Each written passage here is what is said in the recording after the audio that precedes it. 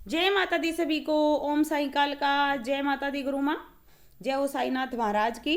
मैं जय माँ भद्रकाली कालका माँ की बेटी बिलंदपुर दरबार से आशा करती हूँ महामाई की कृपा से सभी बच्चे ठीक होंगे, खुशहाल होंगे। माता रानी सबको अपने आंचल की छाया में रखे। जय हो गुरु गोरखनाथ की। हर हर महादेव। तो आज फिर हाजिर हैं एक नई जानकारी के साथ। नई तो नहीं है, बाकी बच्चों की डिमांड पर बच्चों ने बोला कि माँ आप नवरात्रि के ऊपर वीडियो बनाना, तो शुरू करते हैं भाई। देखो बेटा, कोई भी व्रत हो, नवरात्रि नहीं, कोई भी व्रत जब हम उठाते हैं तो उस व्रत में संकल्प बहुत जरूरी होता है। तो आप सबसे पहले संकल्प लेंगे कि महामाई मैं आपके नाम के 9 दिन के व्रत कर रही हूँ या कर रहा हूँ, और मीठे के करूँगा या फलहार के करूँगा या एक समय नमक के करूँगा। आप जैसे भी व्रत करें तो उस संकल्प में आप बोल देंगे। महामाई की अखंड ज्योत जगाई जाती है, कलश बिठाए जाते हैं, ज्वारे बोए जाते हैं, और जो बच्चा व्रत का संकल्प उठाता है उसको जमीन पे सोना होता है। वो बिस्तर पर नहीं सो सकता, चारपाई पर नहीं सो सकता, और जहाँ महामाई की अखंड ज्योत जगाई जाती है उस घर में ताला नहीं लगाया जा सकता। कहने का मतलब है कि वो ज्वाला माई है, आप उनको आह्वान कर रहे हो, बुला रहे हो और उस घर पे ताला लगाते हो, तो ये अच्छी बात नहीं है, ना ये शुभ संकेत हैं। तो जहाँ तक हो सके कोशिश करें कि ये नवरात्रि में घर पर ताला ना लगाएं। गणपति भगवान के कपड़े रखे जाते हैं, अपने गुरुओं के नाम के चोले रखे जाते हैं, श्रृंगार रखे जाते हैं, महामाई का चोला रखा जाता है, महामाई का श्रृंगार रखा जाता है।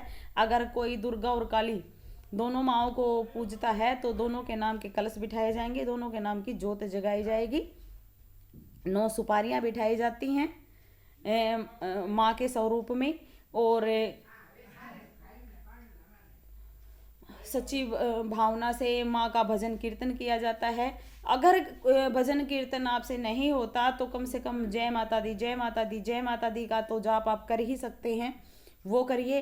तो जो मेन पॉइंट होता है नवरात्रि का, जो मेन मकसद होता है वो होता है, पहले आप नवरात्रि का मीनिंग समझिए, मतलब समझिए। नवरात्रि, 9 रात्रियां, इसका मतलब होता है कि नवरात्रि में जो हम दिन में पूजा करते हैं वो देखो, फलीभूत तो आप किसी भी समय पूजा कीजिए, वो होती है, वो लगती है, लेकिन जितना फल रात में पूजा का मिलता है उतना फल दिन की पूजा का नहीं मिलता।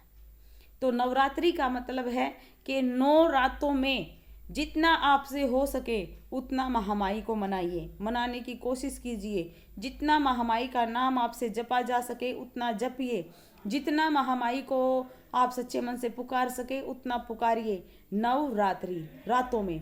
और दुर्गा सप्तशती का पाठ करिए, हो सके तो पूरी एक दिन करिए, ताकि आप ज़्यादा से ज़्यादा रात जाग सके, नहीं तो एक अध्याय कर लिए, जितना भी आपसे हो सके, जितनी देर तक आप पर आपसे रात को जाग कर महामाई की पूजा कीर्तन हो सके उतना आप करिए। महामाई को मनाने की कोशिश करिए बेटा।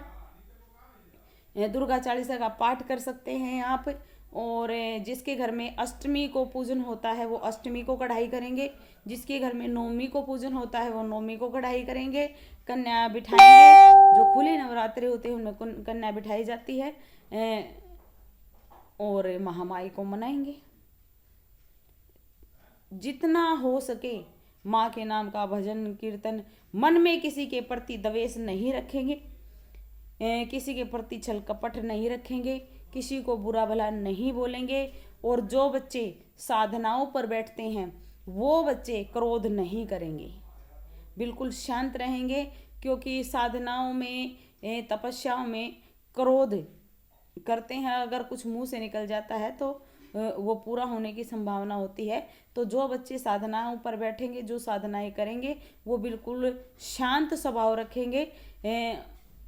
और मेन जो होता है नवरात्रि में, मेन क्या होता है जिससे आपको ज़्यादा फल मिल सके, कम से कम 1 घंटे का मौन व्रत रखिए, 1 घंटे का मौन व्रत रखिए, किसी की बुराई करने से बचिए।